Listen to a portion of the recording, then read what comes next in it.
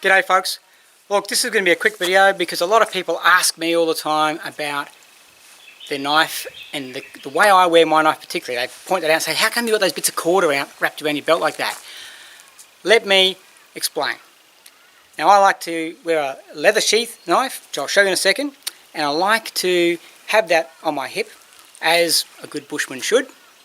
And as a consequence, what I found was the knife contact with the inside of the leather holder and the belt will often be not sufficient enough to stop it sliding back and forth. That gets old pretty quickly when you're moving around a camp, building a camp, and you've got your knife around your belly button, then it's around your back, or it's sliding from one belt keeper to the other. Okay, so I thought, how the hell am I going to tighten that thing up? Because that's really annoying. Why I found my answer, and this may help you, it may not. Take it or leave it. I really am putting it into that space. I looked at my Kenjutsu days. When I was studying a bit of Kenjutsu, many years ago now, when we were placing our katana into the obi, the belt, we just had a simple draped cord that would loop around both sides of the scabbard onto the belt, which is what I'll show you in a second. And that scabbard was essentially locked in tight, didn't go anywhere. Alright? So all I've done is use the same process. I've just used paracord and about a meter's worth of it so that I've got another bowstring for a friction fire drill, should I need it. So it's just combining common sense principles into something that becomes a useful system that now I just take for granted. So for those of you on the courses who've been here and sort of said, oh, what's with the strings and how can we do all that? Hopefully this provides the answer, so I only have to say this once and everyone else can sort of look at the video and get that answer. Let me cut away to the belt and then I'll explain it all and all will become apparent.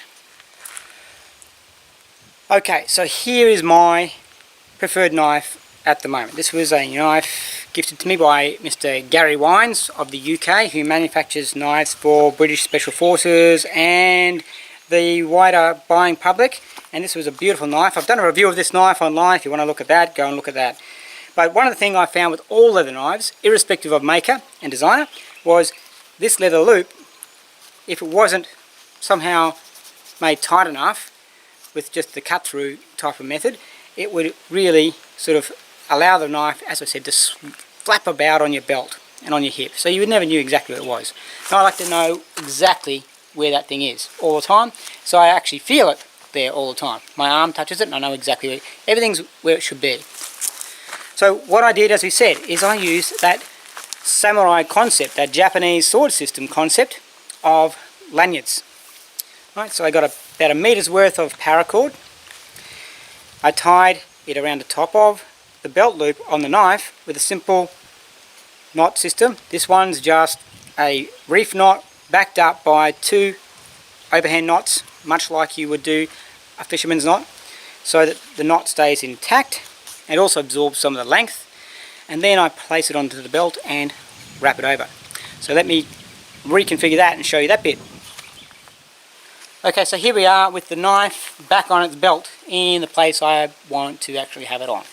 This system incidentally works with a nylon belt like this Black Hawk belt or a leather belt. I often wear a leather belt in the bush because that provides me a stropping capability to sharpen and hone the knife. So it makes sense. It just depends on what your personal preference is and how you like to roll things out. So with the two lanyards, I just pull them out like so, grab one, and I simply loop it under the belt 2 to 3 times. So it forms that type of lock on.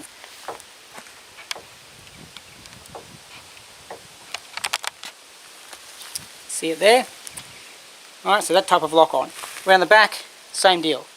It doesn't matter if it goes over the belt keeper or not, through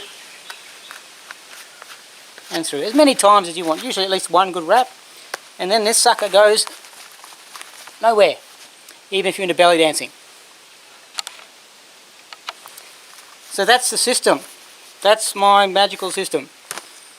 Take it, claim it, make it your own. It doesn't really matter, does it? So there you have it.